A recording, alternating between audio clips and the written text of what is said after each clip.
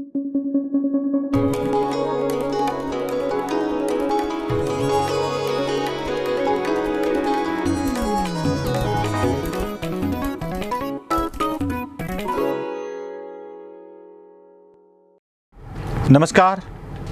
आज जरा मला नेहमी लोक म्हणतात बघा माझ्या ह्याच्यावर की तुमचे उच्चार जरा नीट करा. नणचा उच्चार जरा चुकतोय.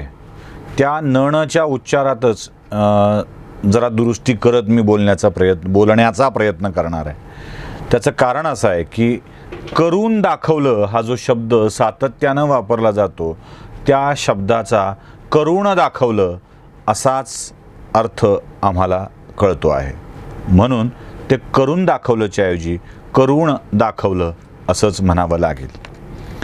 काय आहे, शिवसेनेला सवय आहे नेहमीच मुंबईमध्ये बोललं ते करून दाखवलं असे बॅनर लावण्याची.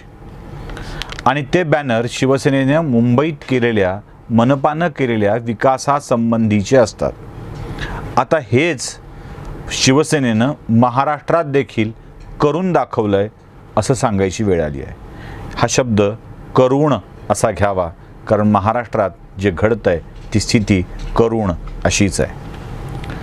महाराष्ट्रामध्ये आत्ताच्या घडीला तुम्हाला आकडे स्क्रीनवर दिसत आहेत. कोरोना रुग्णांची संख्या 59 लाख रुग्णांच्या वर पोहोचलेली आहे. महाराष्ट्रातल्या मृत्यूची संख्या ही 1 लाखच्या वर गेलेली आहे. आता काही आकडा शेकड्यात वाढलेला आहे. तर देशातील कोरोना रुग्णांच्या मृत्यूची संख्या ही 3 लाखाच्या वर गेलेली आहे. एकट्या महाराष्ट्रामध्ये देशातील मृत्यूच्या 30% रुग्ण मृत्यूच झालेले आहेत. ही स्थिती करुण आहे, भयंकर आहे, विदारक आहे. आता हा विषय मी तुमच्या समोर मांडत असताना अनेकांना असं वाटू शकतं की तुम्हाला फक्त महाविकास आघाडी सरकारचेच दोष दिसत आहेत का. जरा आपण अन्य राज्यामध्ये काय स्थिती आहे त्याचा देखील आढावा घेणं आवश्यक आहे. विषय मृत्यूंचा आहे म्हणून फक्त मृत्यूंचे आकडे आपण बघतोय. महाराष्ट्रामध्ये जिथे 1 लाख मृत्यू होत आहेत तिथे दुसऱ्या क्रमांकावरचं राज्य येतं कर्नाटक, महाराष्ट्राचं शेजारचं राष्ट्र. कर्नाटकातील मृत्यूची संख्या ही महाराष्ट्राच्या मृत्यूच्या फक्त 30% आहे. आकडे समोर दिसत आहेत. कर्नाटकामध्ये 31,580 कोरोना रुग्णांचा मृत्यू झालेला आहे. तामिळनाडूमध्ये त्या खालोखाल 27,000 मृत्यू झालेले आहेत. दिल्ली जिथे कोरोनाचा कहर अधिक होता तिथे 24,000 मृत्यू झालेले आहेत. उत्तर प्रदेश महाराष्ट्राच्या दुप्पट लोकसंख्या असलेलं राज्य तिथे 21,000 मृत्यू झालेले आहेत. गुजरातमध्ये ज्याच्यावरती नेहमी उल्लेख केला जातो तिथे 10,000 मृत्यू झालेले आहेत. गुजरात, उत्तर प्रदेश या राज्यांचा विषय निघाला की एक आरोप सातत्यानं होतो आणि तो म्हणजे इथे आकडे लपवले जातात. लपवलेले आकडे खरंच कोणी समोर असेल तर त्यांनी येऊन दाखवावेत की काय, कसे लपवलेत, कुठे लपवलेत. इनफॅक्ट महाराष्ट्रामध्ये आकडे लपवल्या गेल्याचे पुरावे देवेंद्र फडणवीस यांनी दिलेले आहेत, भाजपच्या अनेक नेत्यांनी दिलेले आहेत. तसे काही पुरावे जर कुणाकडे असतील आणि ते ऑथेंटिक असतील, फेकमफाक नव्हे, तर ते दाखवून त्यांनी त्या राज्यात मृत्यू जास्त झालेत हे सिद्ध करावं. मी फेकमफाक यासाठी म्हणतोय की गंगेमध्ये प्रेत वाहिली अशा बातम्या दाखवून उत्तर प्रदेशचं सरकार अक्षरशः मेलेल्या माणसांना गंगेत फेकून देत आहे अशा स्वरूपाची जी चर्चा पसरवली गेली त्यातलं वास्तव आपण एका व्हिडिओच्या माध्यमातून समोर आणलेलं आहे. गंगेत प्रेत सोडण्याचं प्रमाण हे आत्ताचं नाही आहे. अगदी प्लेगची साथ आली होती तेव्हापासून 2015 तर अशा स्वरूपाची यापेक्षाही जास्त प्रेतं गंगेच्या प्रवाहात सापडलेली होती.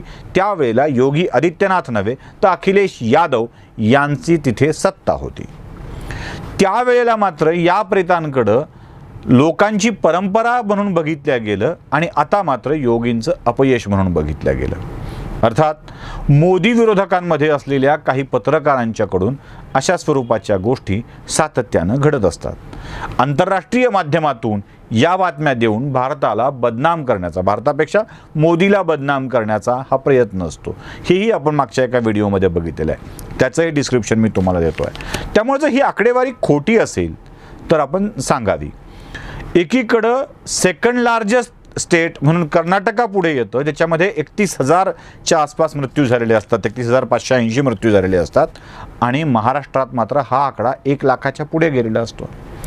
तरीही महाराष्ट्राची कामगिरी उत्तम आहे असं आपण म्हणायचं का? तरीही महाराष्ट्राला अगदी छान काम चाललंय म्हणून कौतुक करावं असं अपेक्षित आहे का? हा कोरोनाचा प्रसार रोखण्यात महाराष्ट्र अपयशी ठरला आहे, या आपत्तीला थोपवण्यात महाराष्ट्र अपयशी ठरला आहे, हे सत्य आपण का स्वीकारत नाही आहात? बरं, आपलं स्वीकारणं जाऊ दे, माझ्या व्हिडिओचा जो मूळ विषय आहे, बळी गेले लाखात, माध्यमे आहेत धाकात, का महाराष्ट्रातल्या कोणत्याही माध्यमाला याबाबत बोलावं वाटत नाही आहे?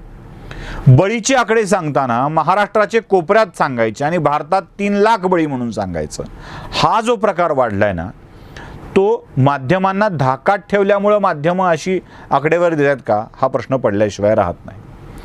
आंतरराष्ट्रीय स्तरावरच्या आकडेवारीकडे जर आपण बघितलं, म्हणजे आपण जरा, मी मुद्दाम यासाठी तुम्हाला सांगतोय की जरा मोठमोठ्या आकड्यांचे देश कोणकोणते आहेत ते जरा तपासलं पाहिजे। सगळ्यात मोठी अमेरिकन उपखंडामधली आकडेवारी आहे, मला जर तुम्हाला सांगायला आनंद वाटेल, स्क्रीनवरती आकडेही तुम्हाला दिसतील। अमेरिका 6,12,000 मृत्यू झालेले आहेत, ब्राझीलमध्ये 4,73,000 मृत्यू झालेले आहेत, तर मेक्सिकोमध्ये 2,28,000 मृत्यू झालेले आहेत। एकट्या अमेरिकन उपखंडामध्ये जवळपास 13.5 लाखाच्या मृत्यू झालेल्या आहेत आणि भारतामध्ये ही संख्या 3,49,000 इतकी आहे। या 3,49,000 मध्ये महाराष्ट्राचा आकडा हा 1 लाखाच्या वर आहे। हा आकडा अन्य राज्याच्या तुलनेत 25 ते 30 हजाराच्या आसपास असता तर भारतातली मृत्यूची संख्या 75,000 कमी झाली असती, म्हणजे भारताचा आकडा 3 लाखाच्याही खाली राहिला असता। मृत्यूमध्ये भारत 3ऱ्या-4थ्या क्रमांकावरती येतो, 4थ्या क्रमांकावरती कदाचित गेला असता, पण महाराष्ट्राची आकडेवारी ही विदारक आहे। पण हे आमच्या माध्यमांना दाखवावं वाटत नाही, याचं कारण काय हा प्रश्न पडतो आणि तेव्हा मनात 2-3 विषय येऊन जातात की माध्यमातून हे चित्र येत नाही, याचा अर्थ एकतर माध्यमं सरकारच्या धाकात असावीत, सरकारच्या मोहात असावीत किंवा सरकारच्या प्रेमात असावीत। आता मोह कशाचा असतो हे तुम्हा सगळ्यांना चांगलं ठाऊक आहे। माध्यमांना महाराष्ट्रामधली स्थिती वाईट आहे, मराठी माध्यमांना महाराष्ट्रामधली स्थिती वाईट आहे हे सांगायची लाज वाटते का, काय की भीती वाटते आहे की त्यांचं तोंड गप्प केलं गेलेलं आहे? असे प्रश्न साहजिकच पडल्याशिवाय राहत नाहीत। जगातले चांगले मुख्यमंत्री, उत्तम काम करणारे, हे जाणते राजे वगैरे वगैरे असल्या सगळ्या उपाध्या लावून महाराष्ट्रातल्या मृत्यूकडे डोळेझाक का होती आहे? महाराष्ट्रातल्या कोरोना रुग्णांच्या संख्येकडे डोळेझाक का होती आहे? इथे मृत्यूचं तांडव सुरू आहे आणि उत्तर प्रदेशामध्ये महाराष्ट्राच्या किती पट कमी बघा, म्हणजे 25% कमी, महाराष्ट्राच्या 21% मृत्यू उत्तर प्रदेशामध्ये झालेले आहेत, पण तरीही त्याविषयी कोणीच बोलायला तयार नाही।